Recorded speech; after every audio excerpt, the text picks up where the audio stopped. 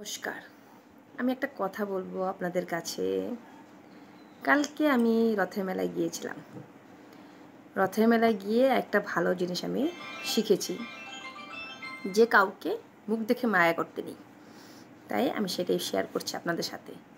তো কারা কারা রথের মেলায় গিয়েছেন প্রথমত বলুন তো, কারা কারা গিয়েছেন আর কারা কারা জিলিপি আমিত্তি ভুজিয়া বুন্দি খেতে ভালোবাসেন? তো আমরা খুব যদি ভালো না বাসি তবে আমরা এই দিনটাতে এই রথ হোক মেলা হোক আমরা ভুজিয়া বুন্দিয়া জিলিপি ঘরে আনার চেষ্টা করি একটু। তো সবসময় খাই না, মাঝে মাঝে খাই, ভালো লাগে গরম গরম।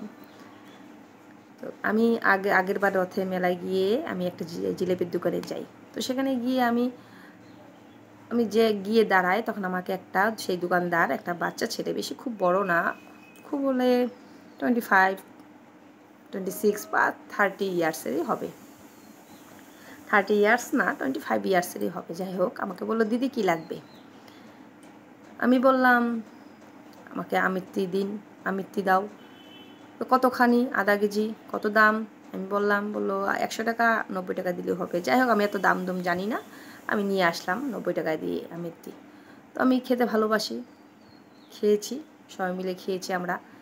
কাল আবার রথ ছিল, কাল আমি আবার রথে যাই। তো আমি আমিত্তি আমি ভালোবাসি বলে আবার সেই দোকানেই যাই, খুঁজে খুঁজে যাই। কারণ আগেরবার আমাকে দিদি বলে ডেকেছে বলে আমার খুব ভালো লেগেছে ছেলেটার ব্যবহারটা। তো আমি সেই দোকানে খুঁজে খুঁজে যাই।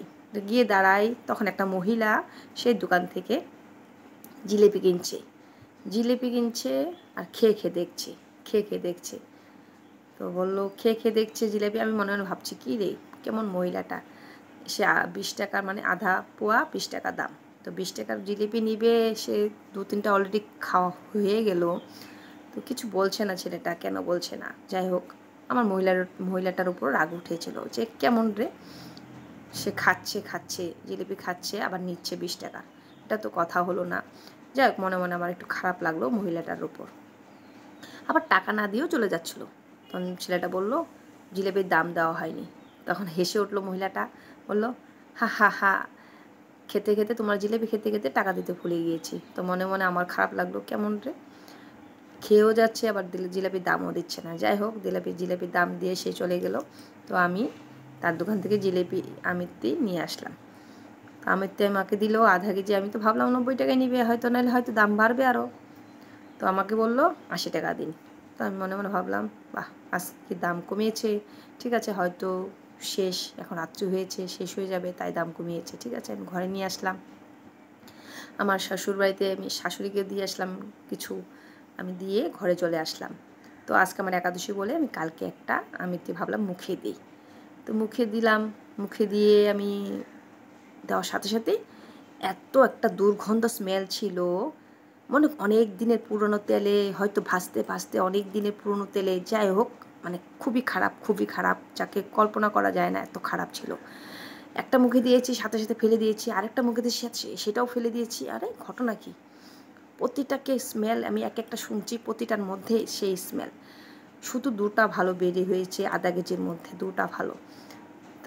যাই হোক, মনে মনে আমি এত একটু ভাবলাম এটা কি কাণ্ড কারখানা, আধা কেজি জিলেপি। ও তার ওখানে যতগুলো জিলেপি ছিল সব কয়টাই জিলেপি না আমিত্তি, সব কয়টাই হয়তো খারাপ।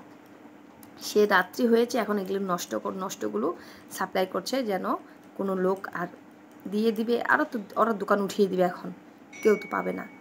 ওদের এটাই প্ল্যান ছিল যে খারাপগুলো দিয়ে বিদায় করি। আজকে যদি সেটা আমার 7টার দিকে ঘটনা হতো, আমি হয়তো কারো দিয়ে পাঠিয়ে দিতাম, কিন্তু আমার ঘটনাটা হয়েছে রাত্রে 9টার সময়, তারা দোকান উঠিয়ে দিবে প্রায়।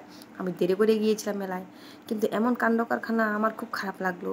কারণ তাকে সে আগের বার আমাকে দিদি বলে ডেকেছে, এবারও বলেছে দিদি কি লাগবে, আমার ভালো লেগেছে, তাকে মায়া করে বলে আমি তার দোকানেই গিয়েছি। অনেক দোকান ছিল, আমি তার দোকানে না গিয়ে তার দোকানেই গিয়েছি, অন্য দোকানে না গিয়ে। কিন্তু সে এতটুকু ধোকামি করলো আমার সাথে বা অন্য কাস্টমারদের সাথে, এত ধোকামি করছে, সেটা তো ঠিক না, সেটা তো একদমই ঠিক না। শুধু সেই দোকানে সে না, তাদের আরও পরিবারও সবাই আছে, সেটা তো ধোকামি হচ্ছে। সে না বাচ্চা ছেলে 25 বা 26 ইয়ার্সের হবে, সে বাচ্চা ছেলে, তার জ্ঞানটা কম আছে। কিন্তু বড় বড় তারা যেমন বাবা কাকারা সবাই তো হয়তো কেউ কেউ আছে আপনরা, কীভাবে পারেন এইসব ধোকামি করতে কাস্টমারের সাথে। তারা আশা করে নিয়ে খাবারের জন্য ঘরে নিয়ে খাবে, কিন্তু আপনারা এভাবে ধোকামি করছেন। আমি যে মহিলাটাকে খারাপ ভাবছিলাম প্রথমে, যে মহিলাটাকে এটা কী কাজ করছে, এই মহিলাটাকে খারাপ ভাবছিলাম, কিন্তু এখন মনে হচ্ছে মহিলাটা যা করেছে খেয়ে খেয়ে দেখতে হয়, প্রতিটা জিনিসকে, প্রতিটা আইটেম খেয়ে খেয়ে দেখতে হয়, একটা না দুটা খেয়ে দেখতে হয়।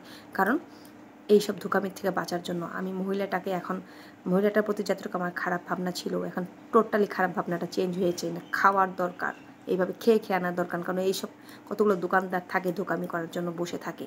তাই আজকে আমার অনেকটা খারাপ লেগেছে বলে আমি একটাও জিলিপি এখন আমি দিয়ে আর খেতে পারবো না। এত খারাপ ছিল, এত খারাপ ছিল।